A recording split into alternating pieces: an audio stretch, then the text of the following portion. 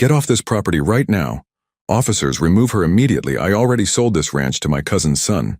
Karen's shrill voice echoed across the open land as 3 cop cars lined up just outside my front gate. I stood barefoot on my porch holding a steaming cup of coffee, in total disbelief.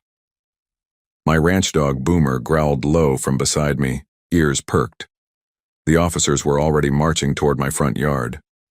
One of them had his hand resting near his holster like he was ready to draw if I so much as sneezed wrong. Karen, the president of the HOA next door, was behind them, wearing her usual oversized sunglasses, a neon green power suit, and the smirk of someone who thought they'd already won. "She's trespassing," Karen shouted dramatically, pointing at me. "I have the paperwork.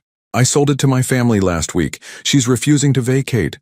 I want her arrested for squatting." The lead officer, a man with a thick mustache and mirrored shades, raised his voice over hers. "Ma'am, step down from the porch. We need to speak with you." I didn't move. "This is my land," I said slowly. "My name is on the deed. No one sold anything." He looked at Karen, then back at me. "Ma'am, she has a signed document that says otherwise. We're here to de-escalate, but if you refuse to cooperate..." I laughed in disbelief. "You mean to tell me you came out here with no proper verification just because Karen said she sold my ranch?" Karen marched forward like she owned the earth beneath her feet. "That's President Karen to you. This ranch was neglected and became a nuisance to the community. I took initiative, got a buyer, and processed the transfer." "You what?" I choked on my coffee, barely able to keep my hands from shaking. "She's dangerous," Karen added, pointing at me like I was a wanted fugitive.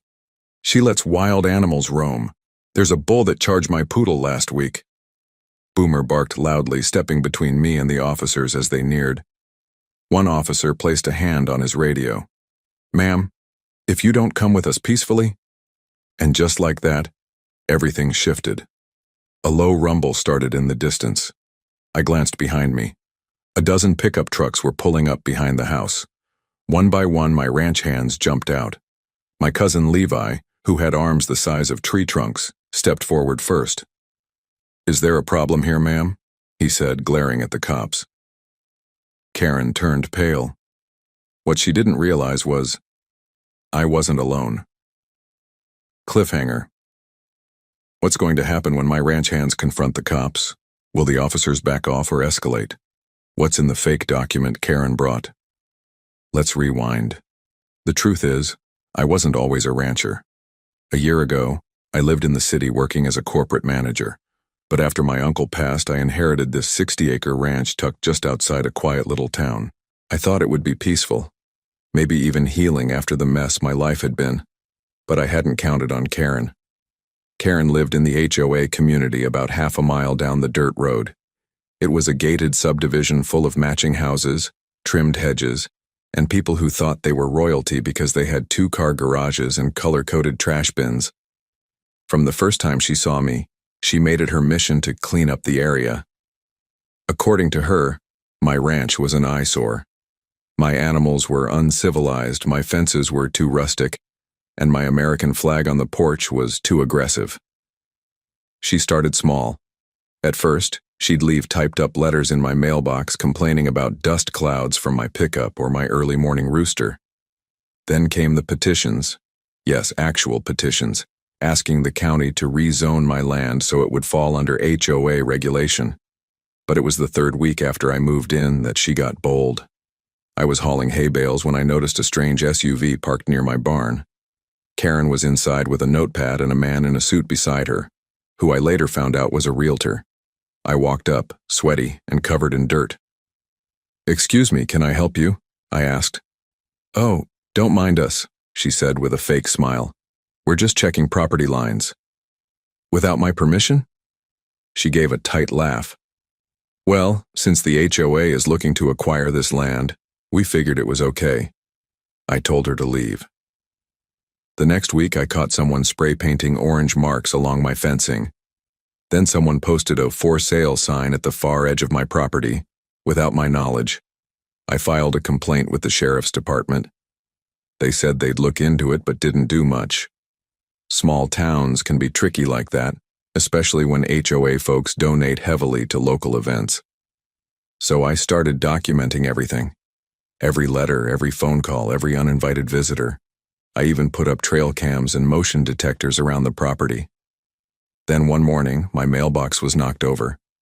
A few days later, my front gate was cut clean open. Still, I didn't stop living. I spent time training horses, teaching the local kids how to ride, donating produce from my farm stand, and even hosting open barbecues on weekends. The community outside the HOA loved me. But Karen? That only made her angrier. She once screamed at a 10-year-old who was picking peaches from my orchard, saying he was trespassing. When his mother showed up, Karen threatened to sue her for corrupting neighborhood standards. It wasn't long before her harassment escalated to legal threats.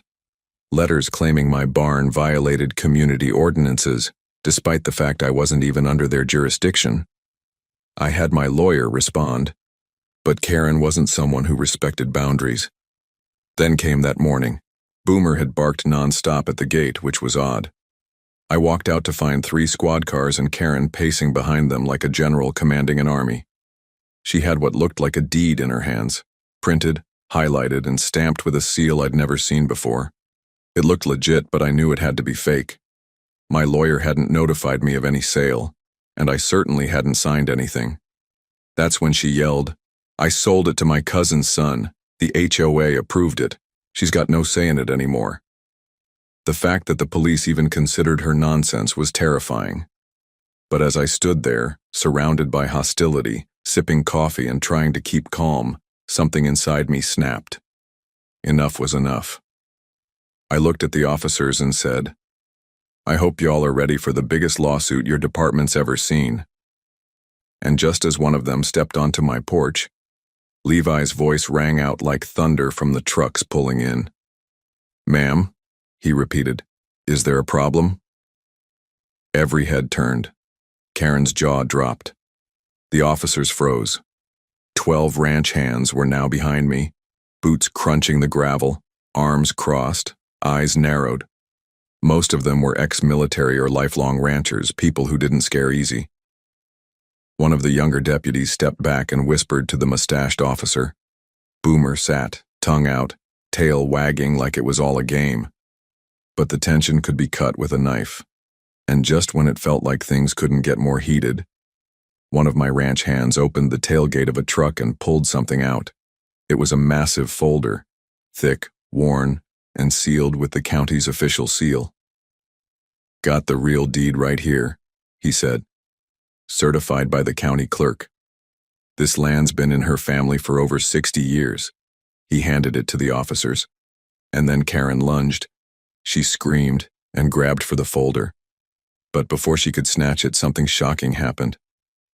She slipped on Boomer's water bowl and went flying face first into a pile of manure near the barn. Everyone gasped.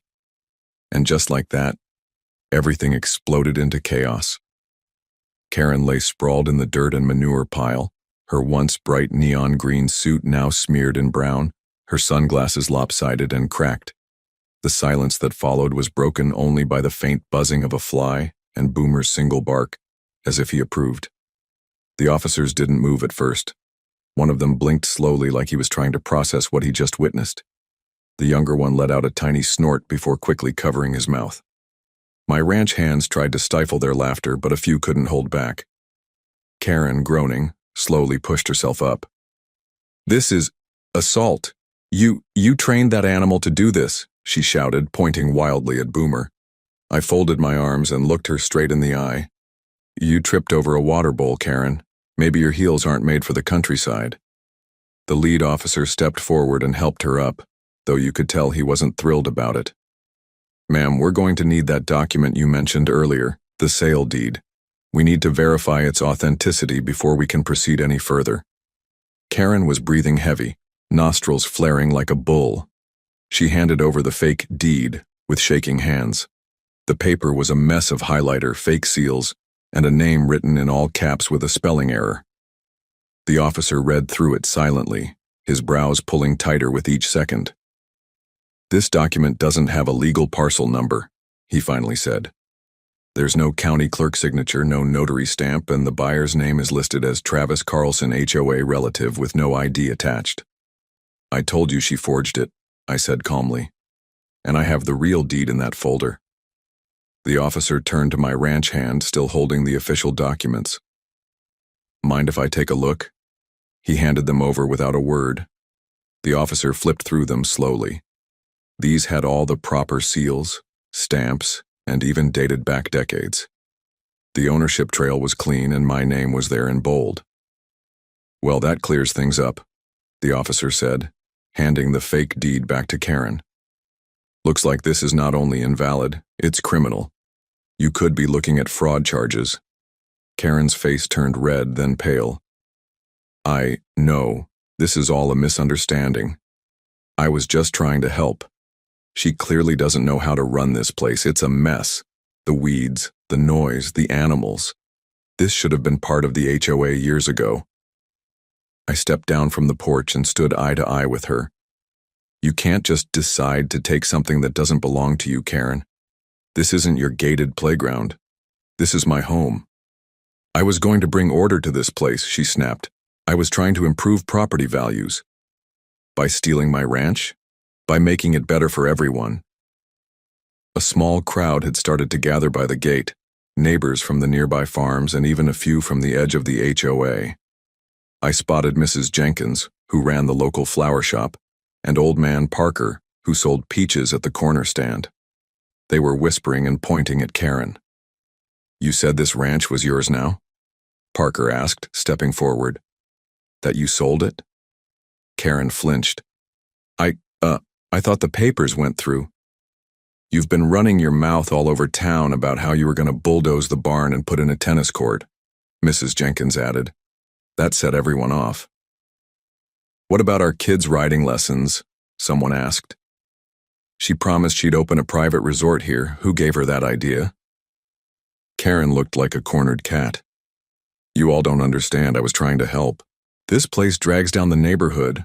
The crowd didn't seem to agree. I raised my voice just a little. For those who don't know, my uncle raised horses here for 40 years. He donated food during every harvest season. He let neighborhood kids camp out under the stars. This ranch isn't just land, it's legacy. Everyone was quiet for a moment. Karen turned toward the cops again, desperate. You have to remove her. She's dangerous.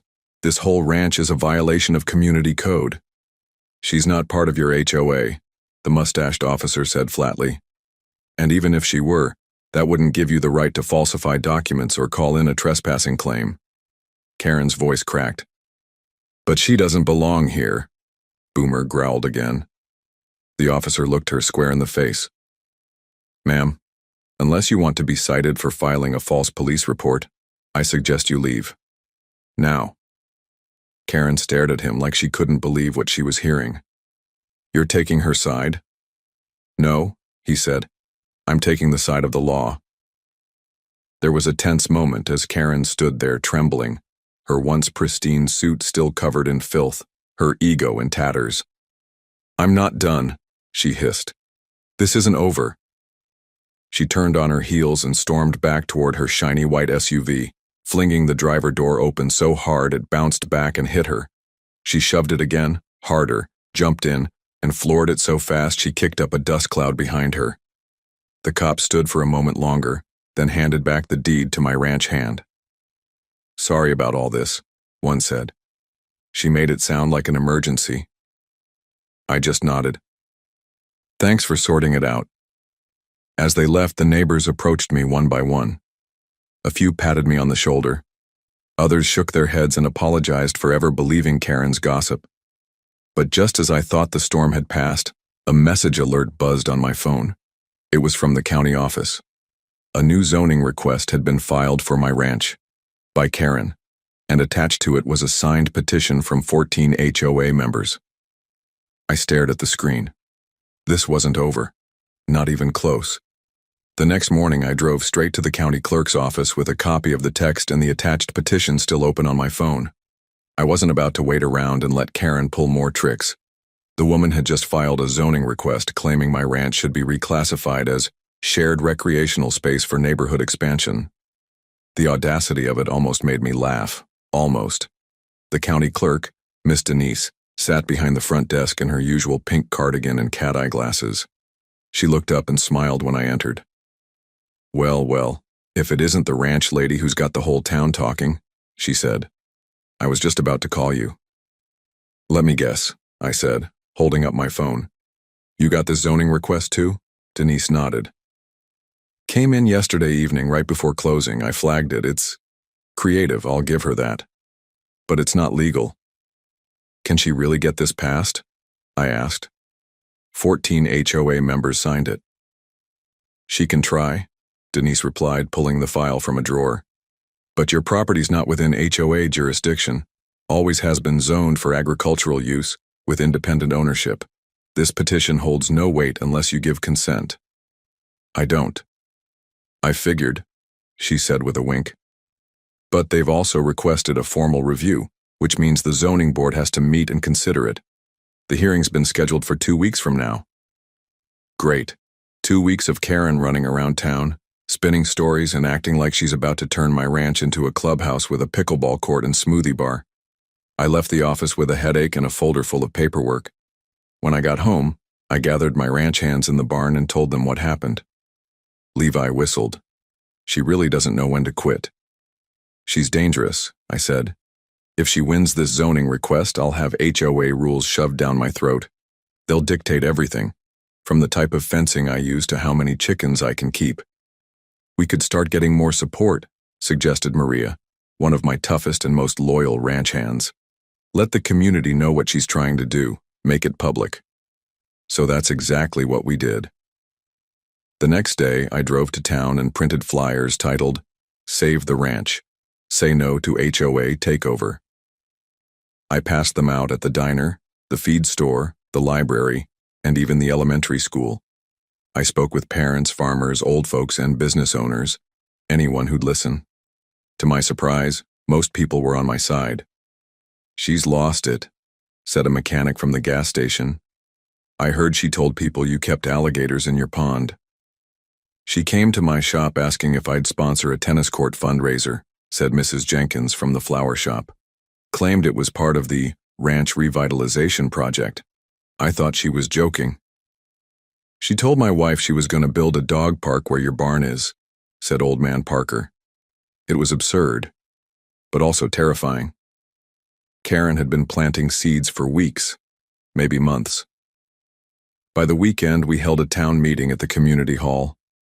I stood at the front of the room, a microphone in one hand, Boomer at my feet, and a photo slideshow behind me showing the ranch's history. My uncle, the horses, the kids' riding lessons, the community BBQs. The crowd was packed. Not a single HOA board member showed up, of course. I ended my talk with a simple sentence. "This isn't just a ranch. It's a part of this town, and I'm not letting anyone steal it." The room erupted in applause. I felt stronger than I had in weeks. Maybe, just maybe, we could stop Karen. But then, that very night, something happened. At 2:13 a.m., Boomer started barking like mad. I threw on my boots, grabbed my flashlight, and ran outside. The barn doors were open, wide open, and inside, the stalls were empty, all the horses gone. I froze, heart pounding. Then I saw it, spray painted on the side of the barn, in dripping red letters. "You don't belong here." My legs felt like stone. My hands clenched into fists. Someone had stolen my horses. This wasn't just harassment anymore. This was war. I stood frozen in front of the barn, my flashlight trembling in my hand. The red spray paint looked fresh, dripping down the wood like blood. The words burned into my chest. "You don't belong here." Boomer barked again and ran in frantic circles, sniffing the dirt. He darted toward the back fence where the hoof prints were fresh, leading out to the service road that ran behind the ranch.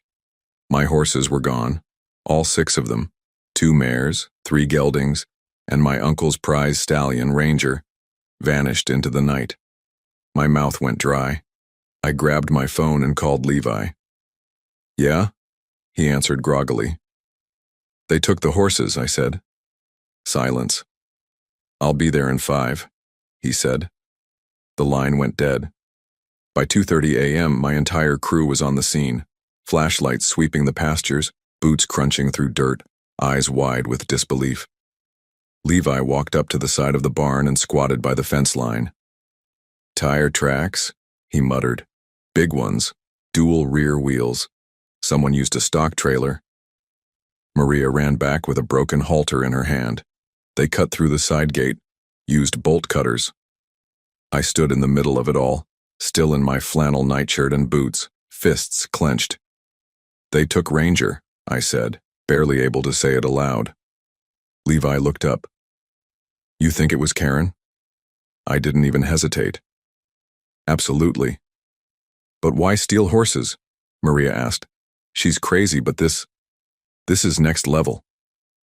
"To rattle me," I said, my voice low, "to scare me into giving up the land, and maybe to make it look like I can't take care of the place." It was all coming together now. If I looked like a negligent rancher, she could use it in the zoning hearing. "Let's call the sheriff," Levi said. I shook my head. "We need proof it was her. If we call now, she'll just deny it.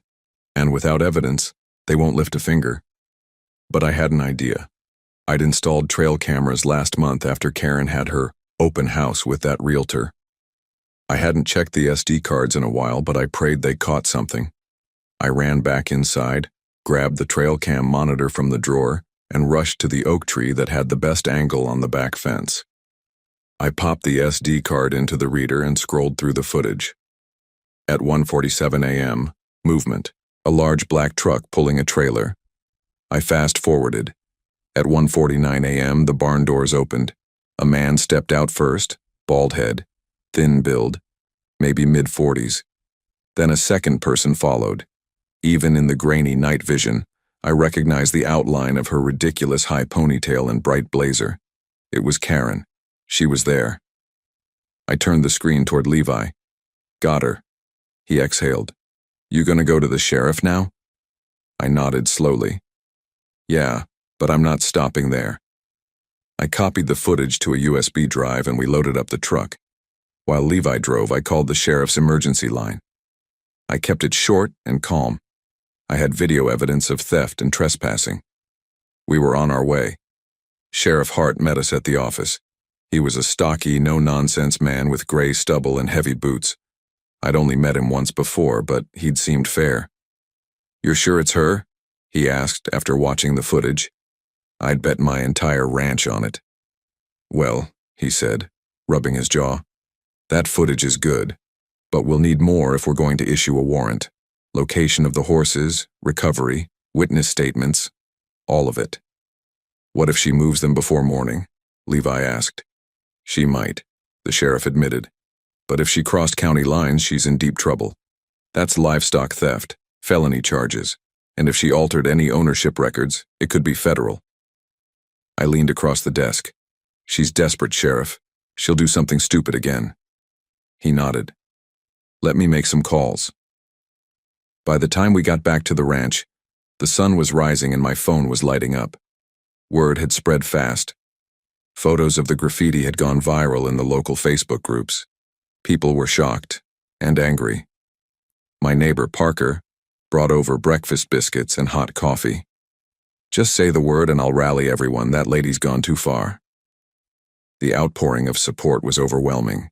Even some HOA members began quietly messaging me, people who had supported Karen in the past but were now distancing themselves. "She told us you were moving," one message read. "Said you were selling the ranch and had already started clearing it. I feel so dumb now." Another said, "We didn't know she was going this far. She told us you had abandoned the horses." I screenshotted everything. By noon, Sheriff Hart called back. "We found the horses," he said. "All of them. In a private stable just over the county line. The owner said he was paid cash to keep them for a few days by a woman who matched Karen's description." "Is he willing to testify?" I asked. He already gave a statement. I collapsed onto the porch bench, eyes burning. Boomer rested his head on my knee. "They're safe," I whispered. "We got them back." But just as I started to feel like I could breathe again, my phone buzzed again. It was a voicemail from a blocked number. I played it on speaker. "You may think you've won this round," Karen's voice hissed.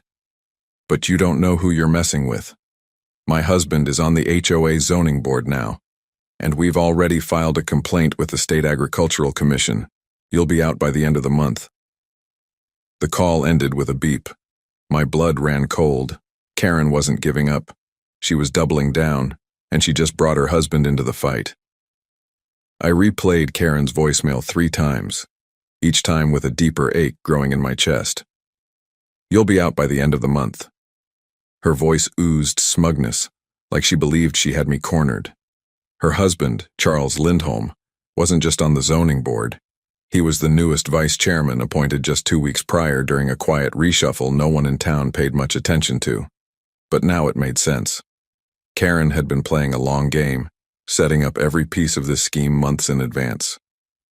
"She's not just trying to take your land anymore," Levi said, his brow furrowed. "She's trying to destroy your whole life." I stood in the middle of the pasture, where my horses had just been returned that morning, safe, but nervous. Ranger nuzzled my palm like he could sense my stress. I whispered to him, "We're not losing this land, not now, not ever." That afternoon, I met with Sheriff Hart again. He confirmed that an arrest warrant for Karen had been submitted, but things were moving slower than usual. "She's stalling," he told me. "Lawyers are involved now. She's claiming it was all a misunderstanding, that the horses were rescued after hearing reports of neglect." Neglect? I nearly laughed. She spray-painted a hate message on my barn. She's twisting the narrative. Already submitted photos to the ag board showing broken gates and old feed bins. She even cropped out the date stamps.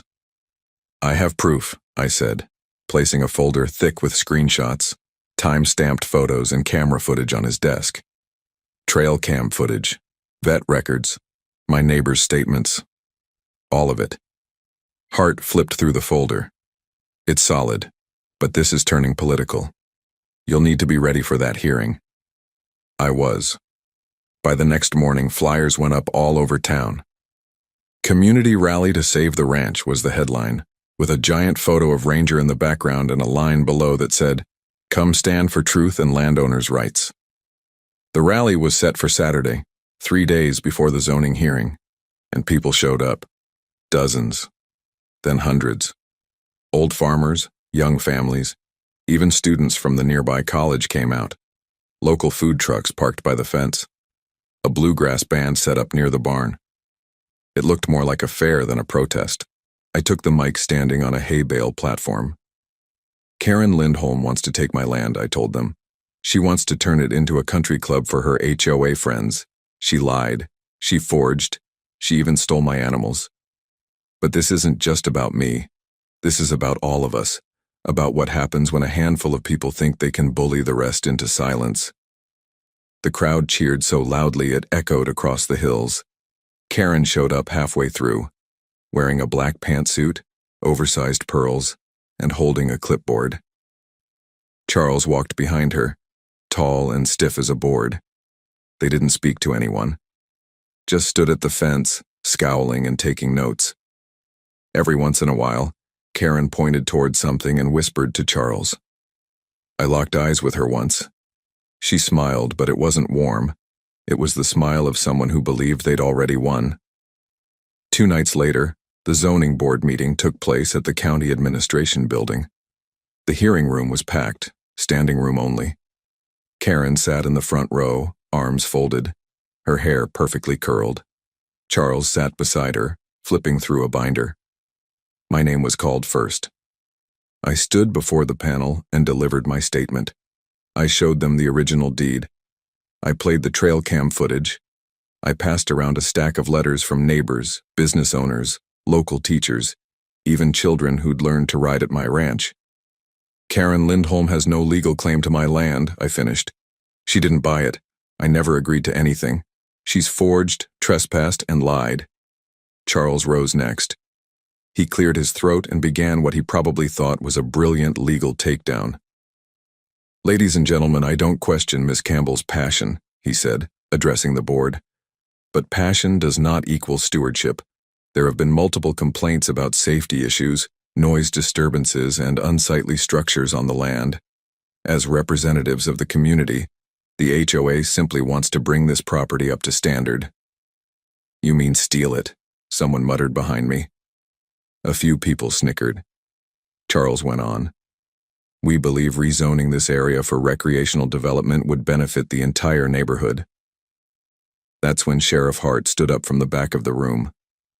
"Before you go further," he said, walking forward slowly, "I have a sworn statement and verified evidence that Mr. Lindholm's wife entered Miss Campbell's property without permission, removed livestock, and falsified a property sale." He laid a sealed folder on the panel's desk. "Charges have been filed. This is an active investigation." You could have heard a pin drop. Charles turned beet red. Karen gasped, then stood up, grabbed her purse, and stormed out of the room. The board called a short recess. 20 minutes later, the chairman returned. "The petition to rezone Miss Campbell's property is denied," he announced. "This matter is closed." Cheers erupted through the room. People clapped, shouted, and hugged. I stood frozen for a moment, blinking back tears. I had won. Outside the building, the air felt lighter. Boomer trotted beside me, wagging his tail proudly like he understood the victory. But just as I reached my truck, my phone buzzed again.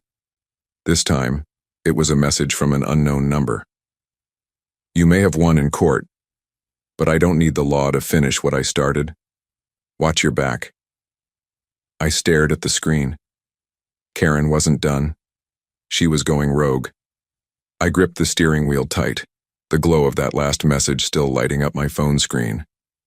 "You may have won in court, but I don't need the law to finish what I started. Watch your back." It felt like ice had poured down my spine. Boomer let out a low growl from the passenger seat, sensing the shift in my mood. Karen had just lost publicly, legally, and utterly, but people like her don't walk away quietly. I knew something was coming. I just didn't know what. The next few days were tense. Every sound outside made me check the windows. Every car that passed by I noticed. But strangely, nothing happened. It was quiet. Too quiet. Like the calm before a storm. Then, on Friday evening, I got a call from Maria. "You might want to come down to the south fence," she said, "now." I hopped in my truck and drove the short distance. As I pulled up, I saw it immediately. My southern boundary line had been flattened, not knocked over, not cut. Completely leveled. Fence posts torn from the ground, wire rolled up like someone was preparing for a construction site. But that wasn't the worst part. Just on the other side, a giant sign stood on 2 metal stakes in fresh concrete. "Future site of HOA recreational lake, private access only." I stepped out of my truck so fast I nearly forgot to shut the door. "What is this?" I shouted, looking around. No workers, no equipment, just that giant sign, mocking me like a giant middle finger from Karen herself. Maria handed me a folded paper. This was taped to the back. It was a phony land expansion notice, signed by none other than Charles Lindholm, still listed as vice chairman of the HOA. The document claimed unused adjacent property would be repurposed for community recreational use pending silent approval. "Silent approval?" I muttered. "What does that even mean?" Maria frowned. "It means they're trying to pretend your land is just not yours." That's when I knew this wasn't about zoning anymore. Karen and Charles were running a new scam. They couldn't take my whole ranch, but now they were trying to eat away at it piece by piece. Starting with the fence line, we tore the sign down on the spot and gathered every last broken fence post. I didn't just call the sheriff this time. I called a lawyer. Not my old one. A big one. A federal property rights specialist based in Austin who handled lawsuits against HOAs. His name was Curtis Fieldman. He wore boots with his tailored suits and talked like he chewed nails for breakfast. I sent him every document I had, and by Monday morning, he was on my porch. "You've got a textbook case of coordinated land harassment," he said. "We're not just talking civil charges. You've got grounds for criminal conspiracy." He handed me a folder. Inside were letters drafted to the State Agricultural Commission, the County Clerk's Office, the Texas Real Estate Commission, and the FBI's local field office. "You give me the green light," Curtis said, "and we bring the full hammer down." I gave him the green light. Within 48 hours, Charles Lindholm was served at his home during a neighborhood meeting. The look on his face, according to witnesses, was pure panic. And Karen? She was caught on camera, by her own security system, screaming at the process server and hurling a potted plant at his car as he drove away. The footage went viral in our county. Suddenly, Karen's little kingdom began to crumble. People she once charmed and threatened began turning on her. HOA members called emergency meetings. Anonymous letters from residents began appearing online. One claimed she used HOA funds to hire private security patrols to stalk my ranch. Another said she faked signatures on the rezoning petition. The walls were closing in, but Karen still had one last play. 1 week later, I received a knock at my door. Boomer barked once, then stopped, strangely calm. I opened it, and there she stood, Karen, alone, hair a mess, no pearls, no sunglasses, just a wrinkled sweater, smeared lipstick, and eyes like fire. "I came to talk," she said. I didn't step aside. "You have 5 seconds before I call the sheriff," I said. She laughed bitterly. "You think you've won? You think that ranch is your legacy? You're nobody. This land should have been mine. You don't deserve it." "I earned it," I said quietly. "And you? You just destroy." She stepped closer, and Boomer growled again. She stopped. "You know what?" she hissed. "Enjoy your stupid dirt. I'm moving, selling everything. But you'll always know I almost took it from you. That'll haunt you forever." I looked her dead in the eyes. "No, Karen. What'll haunt you is knowing that everyone saw you lose." And with that, I shut the door in her face. Weeks passed. Karen and Charles quietly resigned from the HOA. Rumors swirled about a federal investigation, but I never got the full details. All I know is, they left town. Fast. The ranch? It's still mine. The horses are healthy. The community still comes out for cookouts. We rebuilt the fence stronger than ever. And I planted wildflowers all along the south border where her fake sign once stood. Boomer still watches the gate. He doesn't bark much now. Peace returned. But I never forget how far she went, and how close I came to losing it all. Let this be a lesson to every Karen who thinks power and lies can steal a legacy. Not on my ranch. Not ever. Thanks for listening to this wild HOA story. If you enjoyed it, don't forget to like, drop a comment below, and subscribe to the channel for more jaw-dropping tales. And if you've ever had a crazy Karen experience, we'd love to hear about it in the comments. Stay tuned. More insane HOA stories coming your way real soon.